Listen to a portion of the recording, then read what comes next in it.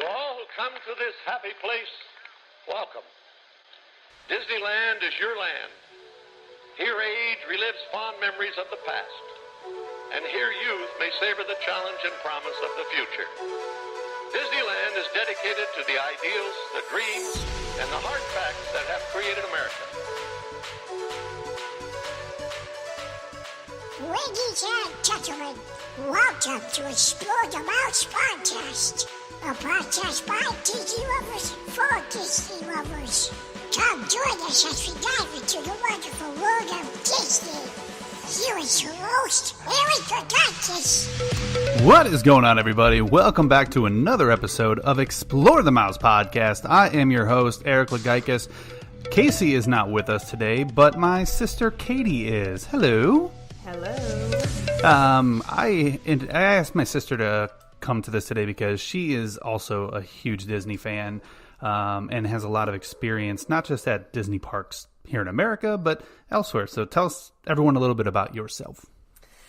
So I first started going to Disney when I was little. I think we went there once or twice, and then we never went back again until I brought my husband there for the first time in 2000. And he was left home as a child. And he couldn't go to Disney. So I brought him to Disney, and it was a great time.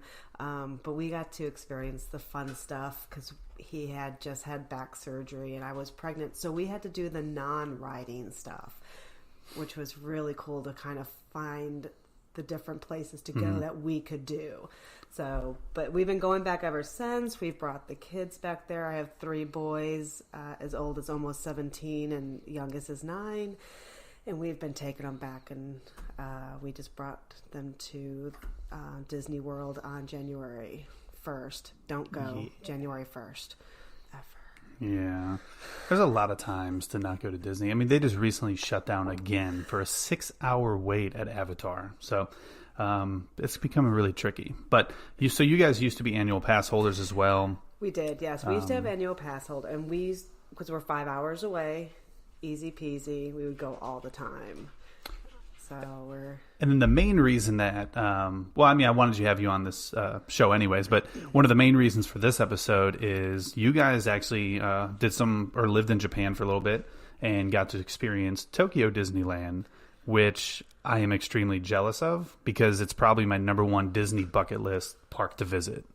It was really fun. It was a short little trip from our cute little island, Okinawa, up to mainland, and it was just really surreal to see Cinderella's castle in Japan, because at one point we almost felt like we're in Orlando. That's pretty cool. Just different. Just a lot of Japanese people around. A lot of Japanese people, the different foods. That reminded us that we were still in Japan, but that's pretty cool. Well, we're going to touch base a little bit more on that, but I do want to start with some Disney news. And ironically enough, all this Disney news is movie related. And it was just more of I wanted to talk about the trailer for Frozen 2 first, because I'm confused. I don't really know what I watched. And I know you said you saw it. What is your take on it? Because I have no clue what the movie's supposed to be about. Well, I had to kind of rewind it and go back, and yet I'm still trying to figure out what it's all about. The wave part completely confused me. That part, I was like, where are they going with that? I feel like there's a missing puzzle piece for that one. Why? I've heard theories that maybe she's trying to find her parents. That's what people said. But at that point, I'm like, your parents drowned. They're probably, yeah. Maybe that wasn't the best part to put in the trailer then. No. It was just very confusing to me. I'm excited to see it because I think Frozen was awesome. And now that I have a daughter, it's going to be really fun for her to kind of grow up with a whole nother aspect of Frozen.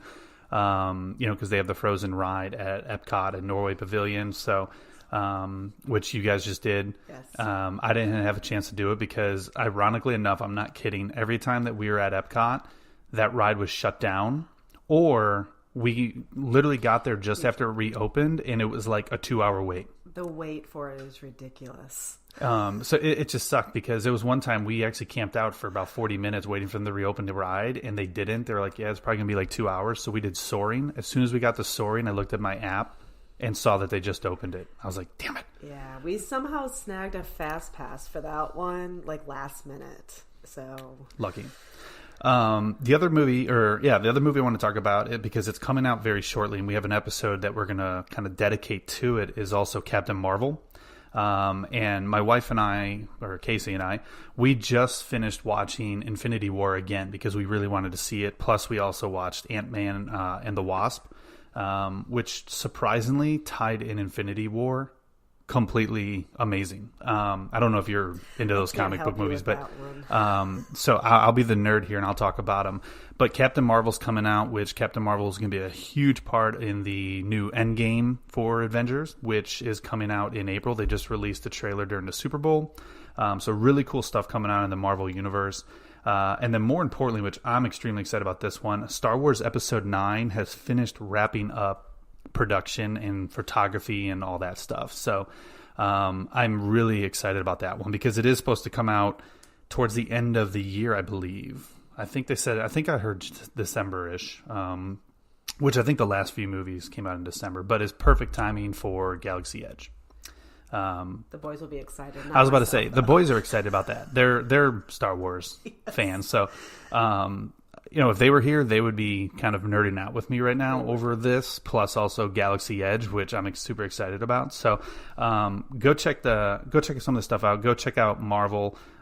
Give us your interpretation of Frozen 2. Let us know on social media because right now I have absolutely no clue. But more importantly, let's get to the topic of this episode, and that is Tokyo Disneyland. I'm going to start off because I'm not really going to be talking a ton because I've never been there, but let me tell you, Tokyo Disneyland for me is number one on my bucket list. It just appeals to me so much, and I think it's a combination because I love like Asian culture, the Japanese culture. I love the culture itself, and you can attest to that from living there. And I think Disneyland and Tokyo completely had that. And correct me if I'm wrong, but it just completely immerses you in a little bit of the Japanese culture as well. Well, it does. And so just take the cast members from Disney World and amplify them like by 1,000, and that's the customer service you have in Disneyland Tokyo. Their customer service is outstanding to begin with, and they're fantastic. I don't think they've ever gotten mad a day in their life. See, I think that's perfect because there is, I've noticed with Disney World, because that's where my experience comes from.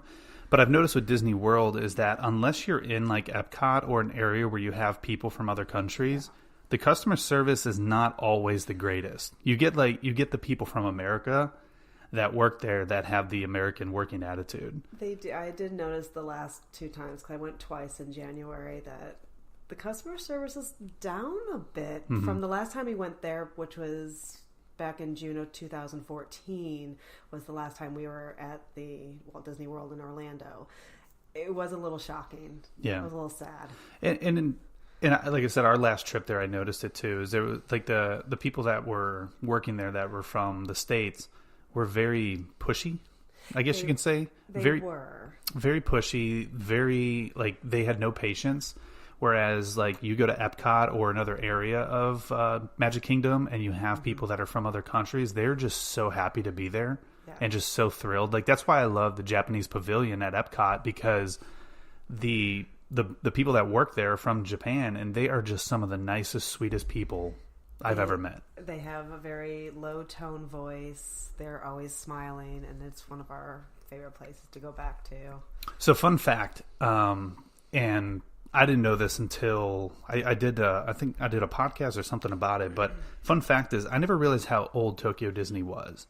Tokyo Disney is 35 years old. It was opened in 1983, which is mind-blowing to me because Disney World wasn't open until the 70s. So it shows on a global scale how popular Disneyland itself was, that Tokyo Disney opened like not even 10 years after Disney World. But what's even more amazing, though, is that they went all the way to 2001 before they even added another park.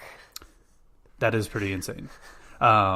What's that park called again? DisneySea. DisneySea. Yeah. Which Katie's going to talk about that a little bit too. Again, like I said, she has all the experience, so we're going to kind of grill her and let her kind of tell us about everything. I'm basically going off of Cliff Notes and YouTube videos. And there's some really cool stuff about that park. More important, actually, the coolest thing I think, and this is my thing, is the Country Bear Jamboree. I tell everyone about it, is that's my number one bucket list item of Tokyo Disney, is going to see the Country Bear Jamboree, which is about 90% in Japanese. Funny story about that. We actually started going into it, and the kind people at the door let us know that it's all in Japanese. And we're like, oh, we'll try it. And then it started, and we're like, oh, we couldn't. We turned around. The clip that I saw on YouTube from it, it was amazing because I loved how in the Country Bear Jamboree, if you guys have ever seen it, they have like their little opening intro where they talk first before they sing.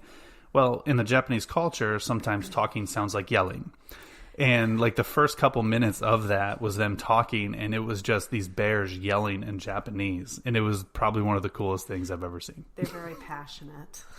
So that is still, I won't walk out of that one. I will literally stay in there the whole time if I get a chance to go to Tokyo Disneyland. Well, mind you, this was after several other attractions that we've gone to that were all in Japanese, and we're all just still giggling because we've been to Disney World so many times that we knew what they were saying and doing and what they meant.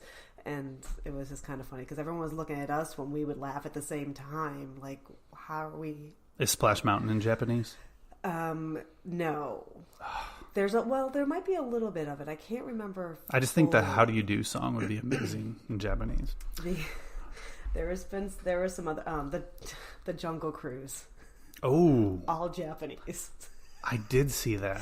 And it was the funniest part was when you go through, it's like, oh, and this is what the backside of water looks like. And he said it in Japanese, and they're all laughing. We're all laughing because we know exactly what he said. And it was just really funny. But yeah, the jokes in Japanese are hilarious. That would be funny. And there's no English, right? So you have absolutely no clue what they're saying. There is no English whatsoever. So it pays to know what the ride is over here because the script, I'm pretty sure, is probably the same. It's the same. Yeah. Like the same type of jokes, like, the heads is a 2-for-1 deal. Yeah. Like those type of things. So yeah, you always knew what they were saying. So let's go back to the front of the park real quick, and then I'm going to kind of give you the reins to kind of tell us some of your favorite and cool things. But for me, one of the coolest things or one of the neatest things that I remember, because you FaceTimed me while you were walking into Tokyo Disneyland, which I think was a 12-hour time difference or something. It was in February, so we were still like 13 hours. 13 hours. Yeah. I know it was like night. I was getting ready to go to bed, but I was waiting up for this FaceTime. Yeah. And the thing that I noticed that was the most unique was Main Street USA was completely covered. It is. It's like a glass dome, and it's really cool, and especially at nighttime because it's all lit up. But I really enjoyed that for some reason. I don't know. It was really cool to keep from the elements because it gets so cold up there, and it does snow up there. So I don't know if that's... Is that why they did it? I feel like they might have because the summers are semi-hot, but their winters can be pretty harsh up there. So it did take away a little bit from walking down that main street and seeing the castle the whole way. But it was a kind of a cool element that everything was covered. And interesting. And the interesting thing I found too is, and I read this, correct me if I'm wrong, but is that they actually don't call it Main Street. They call it World Bazaar. They do. It is. So it's not even Main Street USA. It's World Bazaar. No, it's the World Bazaar, and it's inside like the shops. They also have like little small attractions. Like they had somebody to read the fortunes, and they had a magic shop. It was a little different. That is really cool. But, yeah. So you guys went in February. So you guys didn't go during Christmas time? Because there's a guy that I follow on YouTube named Tim Tracker, and they just recently went to Tokyo Disneyland. and they went during Christmas time, and it was amazing. They had this giant tree in the center of it all. I wish I and during just Christmas. They had like the really cool parades with the toy soldiers that came through. How did the parades actually work? Do they have the parades there? So they did have a parade. I'm going to be honest with you. We missed them all because we were just walking around in awe and actually chasing popcorn. Yes, we're going to get to the pop. We're going to have a whole section But and a that's segment why of we popcorn. missed the parades because we were chasing popcorn. But was it like the parades that are over here? It is. Okay. Yeah, it's the same. So it wasn't kind like of- it wasn't scaled down or anything like that. No, Okay. no, gosh, no, they don't scale it down there at all. Well, that's even better. Yeah. So what, like Main Street or World Bazaar, was it comparable to like our Main Street at It Disney was. World? Or They didn't have the confectionery, which is my all-time fave. that's a bummer. They didn't have that. Their shops are really kind of limited, I felt. I'm just used to like walking into those shops and you go all the way down Main Street. You walk out and you're by Casey's Corner. That wasn't the case, I felt in Disney, in Tokyo. But everything was this, it looked the same. It kind of felt the same. And then right at the end of Main Street, you had Casey's Corner, and you did have an ice cream shop. Okay, as cool. well. I was just about to ask if they had Casey Corner and the ice cream parlor, They the did. plaza. Yes, and we were very excited. We ate at Casey's Corner only to find out that it's not U.S. Casey's Corner. Oh, would they have like weird flavors? No, they had hot. So you have your hot dogs, you have your French fries, French fries are always good in Japan, but their hot dogs in Japan are quite different. Like are they meat wise, flavored wise? Yeah, the meat wise, I don't think they're not all beef. They're not the nice big beef hot dogs. They're in the natural casings, so you have you see that part. It wasn't, they love hot dogs there. They really do. Yeah, they love the American type food, but then they make it their own. It's just not what we're used to, but it was still good. We ate it. Yeah. Well, interesting. Yeah. I didn't realize that Japanese people liked hot dogs that much. Yeah, well, and their hot dogs are longer than the buns. Oh. Like, they'll come out this big. There's actually a picture. And they come out this big, but the bun's like 25% of the size. Interesting. It's And you showed me a picture of like the window from there, and they have like oh my funny gosh. sayings. The and... window was the funniest. The boys got a kick out of it, saying that our wieners are the winners, which was... What was the other one that you just showed? I'll have to... Hold on, here it is. Well, what do you got? So it says, you'll love our wieners wrapped in a bun. They're big on taste and large on fun. Way to go, Japanese people. It's, well, so, and I'm trying, I think it's hilarious. I don't think it's a translation issue. I think somebody was very serious when they wrote that, but my boys got a giggle out of it just because it just kept seeing wieners. Well, it doesn't surprise me. I mean, your one son has something in his bathroom about farts, so it doesn't surprise me that they found that hilarious. But it was funny, but it was good, and it was good food. It always is.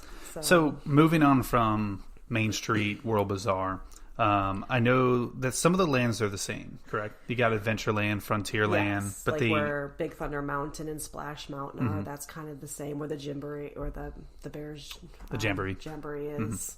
So yeah, it's almost identical. How I was just thinking about this. The Wild West in Japan. How weird was that? Would they have like cowboys that were Japanese people? So their uniforms, just kind of, like what they would wear.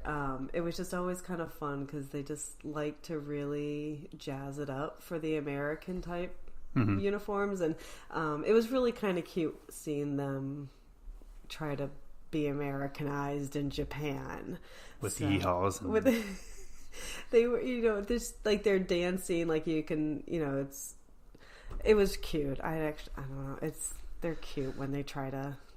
Well, I'm glad to, like you said that it's very, like when we were talking before the podcast, you said that it was very similar to, the American parks. And like from what I see, it is. They have Big Thunder Mountain. They have Tom Sawyer's Island, Rivers of America. Yes.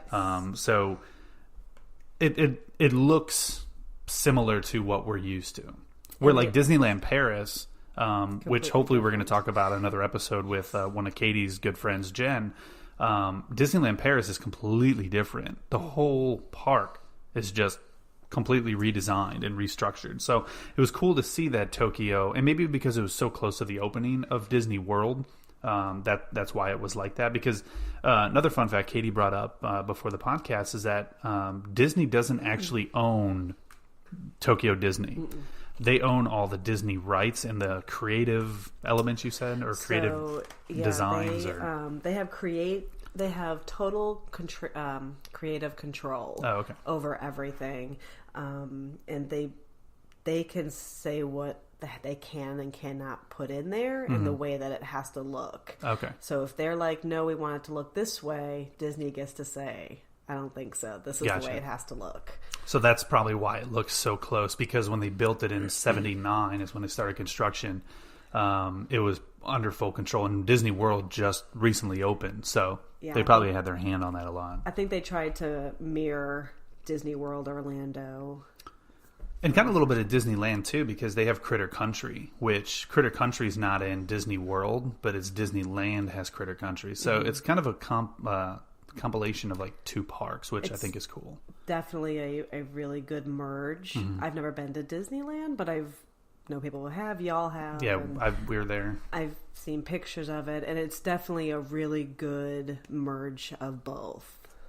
What was so before we kind of move through the lands really quickly, like what were some of your like favorite things of those lands? Like whether they were, comparison to Disney World or completely new or whatever. Well, we always like going to Adventure World first. The boys like to go to the Big Thunder Mountain and stuff like that. So we actually really wanted to go there for like what you asked me earlier, just to kind of see what the American interpretation, the Japanese interpretation of what America is going to be. And it was it was like we were walking in Orlando, except we had lots of Japanese music, and we were cold and bundled up, and people wearing masks, and people wearing their masks everywhere. It's very acceptable over there. But we like to do like that whole area, and then we would go around all that, and then we'd always like to go by the castle behind it. And again, same thing. Really? The carousel behind the castle. Mickey's PhilharMagic was over there. It's a Small World. Peter Pan was over there. And again, it was just like walking in Orlando. So that's pretty cool. And you said the Haunted Mansion is there as well. The Haunted Mansion is there. So it pretty much is Orlando, like Walt Disney World, transplanted almost. It is, but in Japan. Oh, it's just in the different language. Haunted Mansion is you're sitting in your little, I think, is that a coffin? What is that thing you sit in? The Doom Buggy. The Doom Buggy. When you're sitting in the Doom Buggy, they're speaking Japanese to you. Oh. Like, is the final song Japanese? It is not. Oh. It is not. We were all hoping it would be, but like everything that they're talking to you about is... That's what I should have found as our outro music. I should have found like Grim Ghost and Japanese, but instead I found A Dream is a Wish. So the other thing we loved about it is that all the queues were entertaining. It wasn't just waiting in a line and looking at a wall with some gems stuck in it. In some cases it was interactive, it was entertaining, and it just didn't make you feel like you were waiting forever for a ride. And I feel like a lot of the parks that are overseas in general, and this is just getting away from Tokyo Disney for a second, a lot of the parks overseas in general do have that, like the... what's the word I'm looking for? Like the creative side, where they do it over there before it comes here. Yes. Like Tron, Tron was over in Shanghai, and now it's coming over here. And a lot of the creative stuff, like the interactive things that Tokyo had, are now making their way to the U.S. parks, which I think is really cool. So they're almost using them as a trial land. And I think they do need to bring that, because the lines are much longer here in America than they are in Japan. Yeah. And you need something to keep the littles entertained. Well, I know you're not a roller coaster person, but that's how Mine Train is at Disney World. Okay. Well, I love Mine Train. Oh, do you? Yeah, I'll go on that. Well, the Mine Train queue, that kind of what you're speaking of reminds me of the Mine Train queue. Very interactive. Yes. No matter where you're at inside that queue, there's something for kids and even adults to kind of put their eyes or hands on, and which I think is really cool. Yes, except for the germs. Yeah, well, that's why we carry Purell. And in Japan, they wear masks. So they're very clean in Japan. I know they're very clean. We were never sick, except for this trip. I was actually very sick for, but I was never sick in Japan. So. Well, that's good. So I do want to get over to the other land that's over there as well. But before we do that, we need to talk about some food. Yes. And let's start with the popcorn, because the popcorn kind of has its own trend following, cult following. The popcorn in Japan is insane. It's nothing like it is here. And I was actually very disappointed when we came back here. I thought we were kind of like when we were overseas, you said, oh yeah, they have popcorn at Disney World. And I was like, I'm so excited. No, it is not like Disney Tokyo. Their flavors, I'm saying we missed the parades because we were chasing popcorn. And we don't even have flavors over here. You have, I think you have like a couple seasonings you could put on. But when I looked at the list of popcorns, and I know you have a list of popcorns, which we're going to get into. When I saw the list of flavors that you can get, it literally like blew my mind. Like I was like, wait a second. Good. And the popcorn buckets too. So the popcorn buckets were fantastic. So I didn't realize how great the popcorn buckets from Tokyo were, like how awesome they were made, because when I saw the ones here in the States, I was like, oh, we got better popcorn buckets than everyone around here. And so we got 3 of them, of course, because each kid has to have one. We have a Donald Duck, we have a Mr. Potato Head, and we have a Stitch. Really? We do. I'll have to show them to you. Oh, see, that's the thing that sucks about the state parks, is that they only put out like 1 or 2 at a time. Oh, there's so many there. Like we couldn't decide. Like at Christmas, like Halloween's always Oogie Boogie down here. Christmas this year they had Pluto and I think Stitch. They had or something. The Martian with the Santa. Oh, the Martian. That's what it was. And they did have Pluto. Yeah, but it's like it's very minimal, and all it is just popcorn. Yeah, we couldn't make up our minds, so. But yeah, so we got 3 different ones. And then, of course, when we went to DisneySea, we saw more that we were like, oh, we should have waited. So the popcorn flavors, though, do you have to go find them? They're not at every stand. No, but the little map you get in the beginning, it tells you what popcorn is at what stand and where you can find it. So we were on the hunt for white chocolate, and every time we found it, it was closed. It was off season, so they weren't. Sounds good though. It was, yes, but we did find milk chocolate, which is fantastic. That was the favorite. Caramel, always good. But the flavors that the boys loved the most were curry and soy sauce. The curry one I saw, it's so good. Which I love curry. So when I saw that, that was kind of like, I really wanted that. Yes. So there was wasabi. I think Charlie got the wasabi one, but of course we ended up, I think, throwing that half away. But the newer one that they didn't have when we were there, because I actually just had Charlie translate all this last night for me, was garlic shrimp. They have a garlic shrimp one right now, and Interesting. And I have to say, I'm not a shrimp lover, but I know it's got to be good, because they have these shrimp chips over there that are delicious. Love those. You sent me them. I did. Oh, they're amazing. And I like them, and I don't even like shrimp. And you can find them at the Tokyo or the Japanese Pavilion at Epcot, by the way. So. And they're really good if you pop them in some soup. But garlic shrimp they had right now, and I was like, the boys were like, oh, that would have been good. But curry and soy sauce, that was our favorite. Well, I pulled up their list because I did find a website that has everything, the maps and everything. In English. Okay, good. In English. So at Disneyland, you can find caramel, soy sauce and butter, milk chocolate, curry, salt, honey, but only in front of Winnie the Pooh's hut. Yes, we did get the honey because I chased after that one. That sounds pretty good. So good. Barbecue and corn potage. Oh, I'm not sure with like corn porridge. It's Potage, portage. I don't know. And then at DisneySea, you can get the caramel, milk chocolate, curry, salt, and then the ones you can't get that are exclusive: black pepper, garlic shrimp, strawberry, and Chinese 5-spice. So they didn't have the Chinese 5-spice. They did have a strawberry. We didn't get that. The salt and pepper, we did try it. I don't know how we tried I would be it, interested in the tried Chinese that Five Spice. That one would be really I think that'd be pretty cool.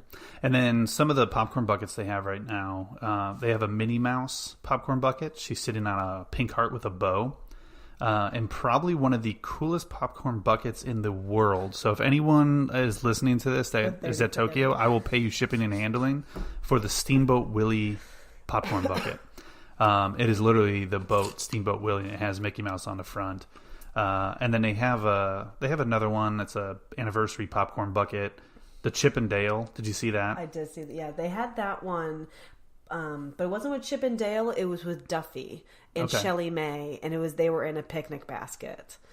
They also currently have a Dumbo one. It's so cute, which is awesome. A BB-8, a Darth Vader, which I had the Darth Vader for a long time sitting on my shelf, and we threw it out because we felt weird. And then a Cinderella popcorn bucket. I saw that one. Lightning McQueen popcorn bucket. A Stella Lou popcorn bucket. A Buzz Lightyear popcorn bucket. Duffy and Nemo. I mean, that is insane how many popcorn buckets they have there. It's so hard to make your choice. It really was hard. I mean, why? I want to know why the American parks haven't done this yet, because...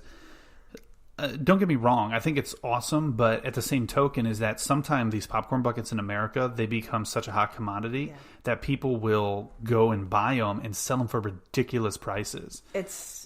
I'm not sure why they don't. They should, because these are fantastic. These are. And the Dumbo one was amazing. I love that. But I'll tell you, the quality for the U.S. ones versus the Japanese ones...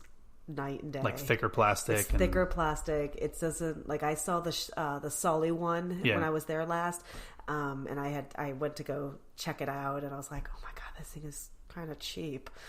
Unfortunately, it really was not high quality like we had received from Japan. So we're going to start bringing our Hey, Disney buckets. People, get on it, please. If you're listening to this, hopefully you are. I don't know what the difference would be. Why Japan had better quality ones versus what America, and I don't know if it's maybe because quality or quantity. Well, I'm thinking of distribution too. Yeah. They may have their own distribution in Japan where they can make these, and kind of similar China. to maybe China, yeah, but similar to food is that, we have so many provisions over here where other countries don't. Like things that we can put in our food, people in Japan will not put in their food, So maybe it's like the same type of thing with these. Maybe they have a distribution that allows them to have better product. I don't know. Which is why you gotta be careful of the hot dogs. Maybe like dog or something's in there, but it's not all beef. Whatever. If it's delicious of any sense. But good. So before we move over to DisneySea, is there anything more of like tip wise you can give people? Go to the Great American Waffle Company in Disneyland, Tokyo. It was so good. So you get the big Mickey face waffle, the big one, not those little small ones, the big one. And then they have flavor after flavor after, it was so good. We got ours loaded with ice cream and chocolate and whipped cream and fruit. And it was so good. It was really good. Where's that located? Is it over like Liberty area? Oh gosh, where is Or do they even have a Liberty Square there? No, they don't. No, where did that one go? They have Adventureland, Frontierland, I kind of feel like that. Yeah, so they have Critter Country, Fantasyland, Toontown, Tomorrowland, World Bazaar, Adventure, and Western. Sounds like something in Toontown. I want to feel like it was kind of close to where we were. I can't even guess right now. I'd have to look that up. Well, it sounds similar, and the only reason I'm saying that is because in Liberty Square in Disney World in Orlando. There's a place right there that, like, right when you walk into the right hand side, there's a place that has similar things like that. Not the Mickey waffles. I don't think they're Mickey waffles, but I think they do actually have waffles and funnel cake sundaes and massive things like that. But it sounds a lot cooler to have a Mickey waffle. I know it's in Disneyland. I just looked it up, but unfortunately it's all in Japanese. I can't. Charlie? Where's Charlie? And Charlie's at school. I need his help translating. Her oldest son can speak Japanese. He can speak and read Japanese. Yeah, or read it. So we need him here right now to help us. We'll have to figure that one out. But go to the Great American Waffle Company. It's delicious. And just try it all. I think we got 4 different kinds. We didn't even talk about Tomorrowland. I forgot about like Oh. what is Tomorrowland like in So Tokyo? Tomorrowland was really, really awesome. That's where we had the Buzz Lightyear and the orbiter ones, which is different than Disney World Orlando, because when you're in that thing, those guns are attached.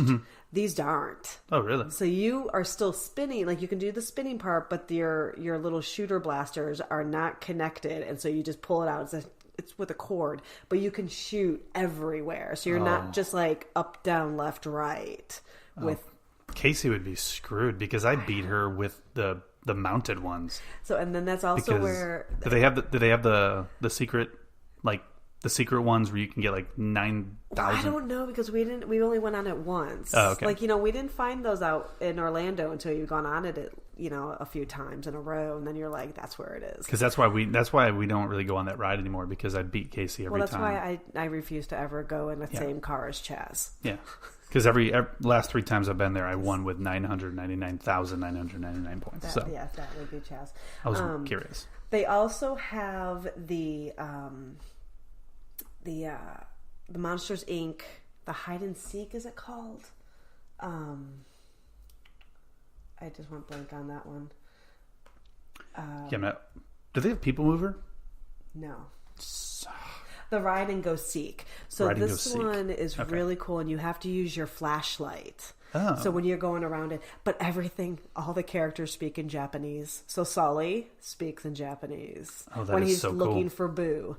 And so, but like you're in like this little car, and you have a flashlight, and you have to try to help find Boo, and you use your flashlight, and you get points in that way. Like when your flashlight hits something, it's almost like the Space Orbiters or the Buzz Lightyear one, but it's your flashlight that gives you points. That is really cool. So that one was really cool, but it was funny. It was all in Japanese again.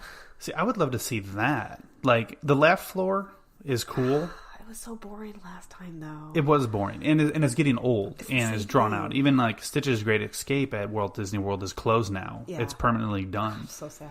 I am too, but I would like to see something like that. Would be a really cool attraction to have. It just sounds. I don't know. It just sounds something completely new. It was, and actually, and you can watch videos on it on YouTube and stuff like that, and. I'm trying to pull up Sully speaking Japanese. Yeah, Sully speaks like as there's the part like where he's standing in front of the door, like when he's saying goodbye to Boo at the end. Yeah, and he's like speaking It is like it's really fun. But you also have Space Mountain. And, so they speak Japanese. That's awesome. Yeah, it is Japan, so it works out well. I love it. But they also have Space Mountain over in that area, just like they would in Orlando. Okay. And Space Mountain's a little bit different. Again, the queue is a lot more interactive. Okay. But instead of like your little space pod where you go one after another, it's 2 by 2. Like, so you sit next to somebody. Interesting. And then their rides over there are not as thrilling and fast, but that's why they have the different queues, because that's what brings the people in. Okay. They don't like their thrills as much, is from what I've understood from my Japanese friends when I've asked them about that. So Space Mountain was really cool, wasn't as fast, wasn't as like up and down, but they had this really cool feature of when it was almost like you were flying through the stars. And I know that they had this in Orlando, but this was a little bit more detailed, like where they were shooting stars literally crossing your face. I don't know how they did it, but and you really did feel like you were floating like through space when you were going on it. But again, it's a 2 by 2, and there wasn't as big of a drop when you go all the way up and then you just go drop. It wasn't as big of a drop. So before we move to DisneySea, with that roller coaster concept that you're talking about, how was Big Thunder? So Big Thunder was kind of the same. They just don't go as fast. And again, I thought maybe it was me that thought that, but I asked all my Japanese friends, I'm like, what is that about? And they're like, we don't like scary things. Really? They're Well, like, we don't have you ever seen Godzilla movies? I know. So. They're like, we don't like to go very fast, but we still love the thrill. And they just kind of go on a slower way. They break a little bit more, I feel. Even the boys noticed it, and they were. Well, that is interesting because Big Thunder Mountain is known for its like not extreme drop, but it's known for like its up and down and then quick drop, quick turns. And they still had that, but it just wasn't on a scaled level. It was just it was a scale backed level. Okay. But it was still thrilling. But Max, I think he was 5 or 6 when he went, and he even noticed the difference. Oh, really? Because he had just started going on the big roller coasters in Orlando, so he kind of knows the difference. And the older boys, of course, knows the difference. Interesting. So, well, let's shoot over to Tokyo DisneySea. Yes.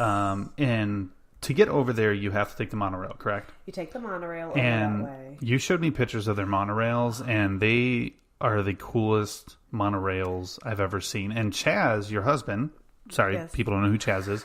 My brother-in-law, Chaz, he actually mentioned, too, I believe, that it's not just Disney, that their monorails are kind of a transportation system for that area. It's like the subway for that whole area, but they're all Disney-themed. All the windows are in the shape of a Mickey's head. The little holders are in the shape of a Mickey head. And they take you not only just to the Disney hotels and the Disney resorts, they take you all the way down to the shopping mall, which is kind of actually very similar to the new Disney Springs, the way that they made Disney Springs. And, but it's just it's their subway system in that vicinity. And I heard it's very, very clean. Very clean. And it doesn't... It doesn't smell. Yeah, compared to like Orlando's monorails. Yeah. It doesn't smell of sweat and feet. And like it just guys wearing cut-off shirts with armpit hair. Yeah, that's what that smells like. It does not smell like America. All right, well, let's talk about DisneySea itself. Yes. We have a little bit of time left here to talk about it. That opened up in 2001, which that's a huge gap between like Disneyland and like DisneySea opening. Very large. That's a huge, huge difference. What is like the theme, or what is like the whole premise of DisneySea? So the way that I saw DisneySea was that like you kind of walk into it, and had a little bit of Epcot in it because they had gondola rides. There was like a little Venetian area, but then they had this little area that I think they called the Arabian area. I can't remember if it was called that or not, but it was, back, and there's just lots of big mountains, and it didn't look like Disney. There was no center that, like a castle or an Epcot ball, or the spaceship Earth. It didn't have anything like that. It just had like this big mountain thing, and I think that was the Center of the Earth ride. A Journey to the Center of the Earth. Oh, nice. Which was really kind of cool. Then again, the queue was really cool. Because it shows here that they have a Mediterranean harbor. Yes. A mysterious island, which it looks like the mountain, maybe. I don't know. Yeah. It is right here. Journey to the Center of the Earth. Yeah. And then they have Mermaid Lagoon. Yes. Arabian Coast. That's what it is. That's what it's called. And then Lost River Delta and Port Discovery. Oh, and the American Waterfront. This thing is huge. It's actually very large, but it's not Disney. I didn't feel like I was at Disney. No. That was the part I didn't like. I think the most about it is that I didn't feel like I was actually in a Disney park. Whereas, like when you're in Orlando or even, Disneyland, it's, you're at Disney, you're there. Even at the water parks, you're there. Yeah. This was not as whimsical as others. That's kind of how California Adventure felt for me in Anaheim until I got to the Cars Land. When I got to Cars Land, that's when I actually felt the whimsicalness of it. But for part of it, I didn't feel like it was Disney. Well, part of this is too, but as soon as you went around all that front area, but that's when you went to Toy Story Mania. Oh, okay. That's when you got, there's another carousel back there with all the with all the characters. You had the Indiana Jones adventure out there. So, and then the Nemo, there's a little Nemo Sea Rider Friends, kind of like similar to the one in Epcot. Yeah. But then you had like the fun things, the Octopia, which I don't think that would ever work in America, but it's like where like these little floating bumper car boats. Okay. And you just go around this little lagoon, and I'm looking at it right now. Yeah, and it's actually... It's a trackless water ride. Yeah. That's interesting. And it kind of reminded me of something at like the Wisconsin Dells. Oh, okay. So just something very lame and kind like of something like... you wait in line for, and then you're like, oh, okay. That was a waste of time. All right. But there are definitely people that love doing that. We, of course, hit the big ones. We hit Toy Story Mania, Tower of Terror, which is... Okay, so that's where Tower of Terror is. Tower of Terror is over there, and that's where the white chocolate popcorn was supposed to be. How's Tower of Terror compared to the American Tower of Terror? Tower of Terror, especially with this whole like they don't like scary thrills. So different. It's like even Max wasn't scared. Really? Like, and that he had just gone on the real Tower of Terror. Well, I don't know if it's the real one, but for us, the real one before we had gone to Japan. Mm-hmm. So he was like, he comes out. I'm like, how was it, buddy? He's like, not like the real one. Like, he was bummed. But the queue, like, going into it. So it's not the Hollywood Hotel like it is in MGM or Hollywood Studios. I keep calling it MGM. That's all right. A little old school. Rest in peace. And so it's called the Hightower Hotel. And but the whole queue is the ride. And you just, there's so many storylines with it. And it just the storyline brings you in the queue to the ride. So they're more of, they try to immerse you into a story before the ride. Yes. Is pretty much what I'm gathering that they do over there. And I haven't gone on Tower of Terror in Hollywood Studios in a long time.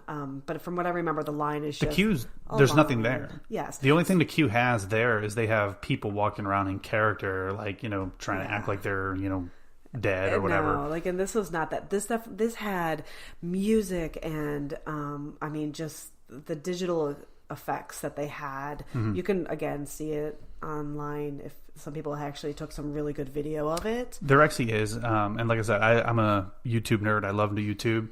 And someone actually did film all the way the entire queue all the way through the ride in 4K. Yes. Actually, what I'll do is I'll do a blog for you guys.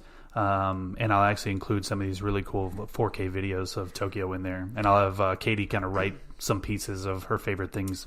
But again, the tower part, like the elevator drop, was not like you just drop like a floor and back up, but then drop like a 2 floors and then back up. But then the main drop, really, it was not as fast. And then at the end, there was somebody that apologized for the drop.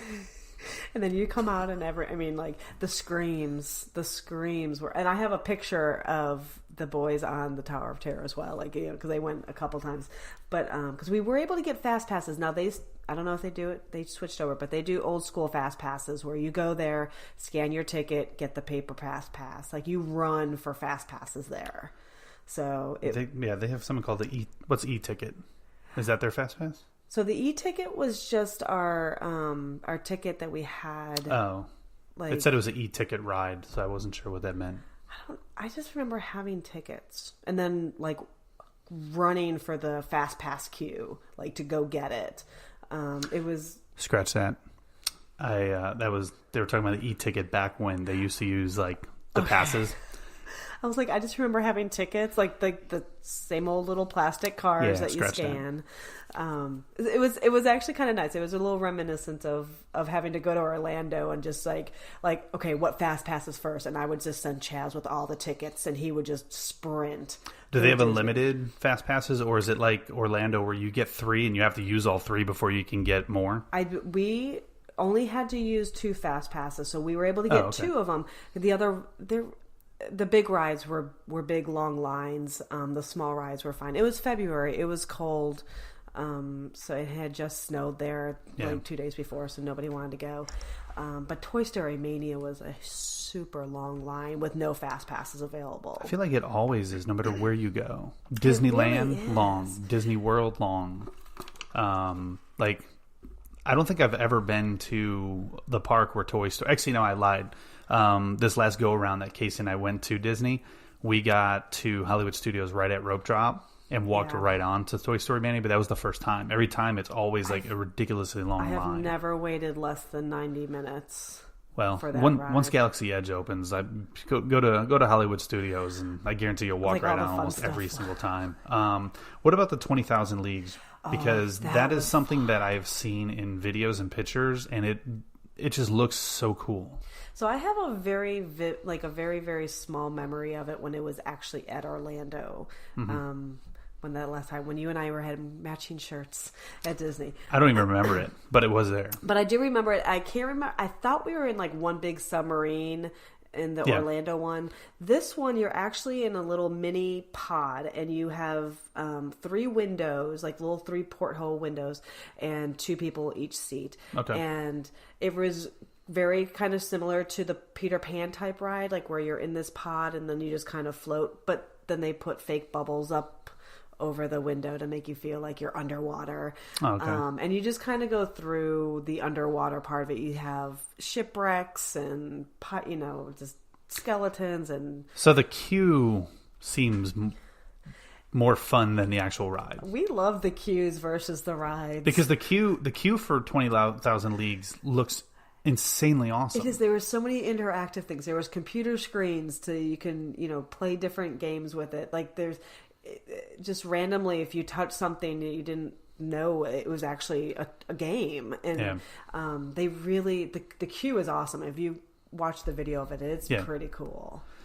All right, so to wrap this up, let's talk about, I know we talked about the popcorn and the hot dogs, but what about some of the other, because we love food on this podcast. Okay. We are, Casey and I, like, we love Disney food. So what are some of the foods like? Do they have different... It's almost all Japanese. Oh, okay. A lot of it's Japanese, except for like the churros, which were fantastic. And they're like, when you look at the end of it, it's actually in the profile of Mickey. Not the actual churro, but like the little ends of it. Yeah. It has the Mickey shape head. It's really cool. I have a picture of it as well. Get on that, Disney World. But our favorite snack there was the gyoza steam bun. And gyoza is the dumplings, little pork dumplings, and then the gyoza, that's the gyoza, and then the steam bun part is a really good snack that you can get in any convenience store over there, and it's almost like the Korean banh mi sandwich steam buns, but they're stuffed with stuff. Is that bao? The bao buns? Yeah. No. Not as different from bao bun? Yeah. Oh, But okay. it's like that same concept, that steamed dough that they make. But they fill it. They have they have different fillings. But this one was gyoza stuffed steam bun, Yum. and that one was by far the kids are our favorite. They have all the different type of ramens there, but then ramen over obviously in Japan. Yes, when please. when you cut the hard boiled egg, you keep it in the half. Yeah. I don't know how they do it, but the yolk is in the shape of a Mickey. Really? The yolk is in the shape of a Mickey head. Okay, I think I'm going to be doing some Google research later. Don't know how they do it, but everything is in the shape of Mickey heads. Like the pizza, like if they put stuff on it, they'll put sausage or I think it's sausage, in the shape of a Mickey head. The pepperoni, like it's literally like what you see, like there's new product coming out that has like, I have the plates and it's like a Mickey shaped donut head and a Mickey shaped pizza with pepperoni Mickey heads and stuff. But everything is in the shape of a Mickey head. And then this is where you probably want to go is during Halloween, because they have Jack Skellington steam bun sandwiches. I'm in. And they have all of their different mochi, which is... I just started eating mochi for the first time. I love it. Mochi's really... It's an acquired taste. I was intimidated by the gooey outside of it. So what all it basically is rice that's pounded into this gelatinous goo.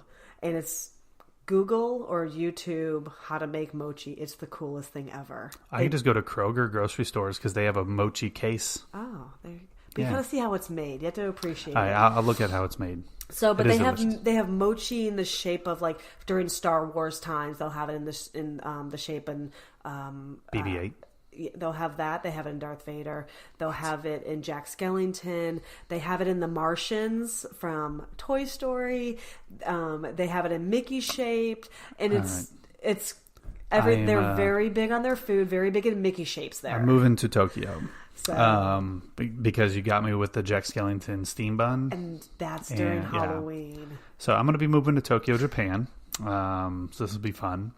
What other final tips? So if someone really wants to go to Tokyo Disney, what are some of your tips that since you have been there that they need to do? Well, I definitely would look at the time of year that you're going to. We did go when it was chilly. We went in mid-February. We were hoping to see the cherry blossoms. It was too cold up there. I would probably go anywhere between mid-February to maybe end of March. Just remember that you're going to kind of be fighting with all the military folks that are stationed over there that have spring break, that they'll go over there as well. But I would definitely look at going during when it's not hot, because it's just like Orlando, it's going to be miserable. I also would definitely stay at, if I had to do it again, if I would do it again, I would stay at one of the Disney hotels right next to the parks. Okay. We stay at the Disney Sheridan, which was nice. We had transportation right across the street from the subway. Mm-hmm. But I think we really wanted to stay at one of the cool Disney, actually, I think there's the Ambassador Hotel over there. Okay. I would definitely just dish out the money to do that. But if you have a big family, it's expensive. I feel though, if you know you're going to Tokyo Disney though, I feel like that's something that you're saving money up for a while to make happen. And honestly, we didn't buy a lot of souvenirs. Save your money for the popcorn buckets and the food. Definitely the popcorn buckets. And remember, if you guys want to give me the Steamboat Willie one, I'll pay shipping and handling. So yeah, that's what I didn't do a lot of shopping there, which is really weird, because I will, I'll go to Disney and look at a sweatshirt and be like, oh, $75, that's cheap. Yeah. I'll buy anything at Disney World Orlando. I hardly bought anything at Disney Tokyo because I was just more interested in the food and just being there, I think. Well, good. That's perfect for us because we don't shop. We like to eat. We save our money for the food. So save your money for the food. Sounds like Tokyo is right up our alley in that aspect. And just try every popcorn. Even if you don't think you're going to like it, try it. Because I didn't think I was going to like the curry, and it was my favorite. Awesome. Well, I want to thank you so much for coming on to the podcast. And I've been wanting to have you on for a little while now. So... you're going to be back, I'm sure. Thank you. We want you back on to talk about more Disney stuff and just to kind of give them another voice to hear, so they don't just hear myself and Casey all the time. Anytime. But I do want to thank you for being on the episode, and I want to thank you guys for listening and just kind of supporting this podcast. And thank you so much for everything. Follow us on Instagram, Facebook, Twitter. Check us out. Oh, that was really loud. Go check us out on iTunes, Spotify, iHeartRadio. Share this with your friends and family. Share this with everyone you know that loves Disney. And check us out at explorethemouse.com, where you can get blogs and all of our podcast information. Thank you so much for joining us. Thank you. Thank you. And we will see you guys next week. Bye-bye.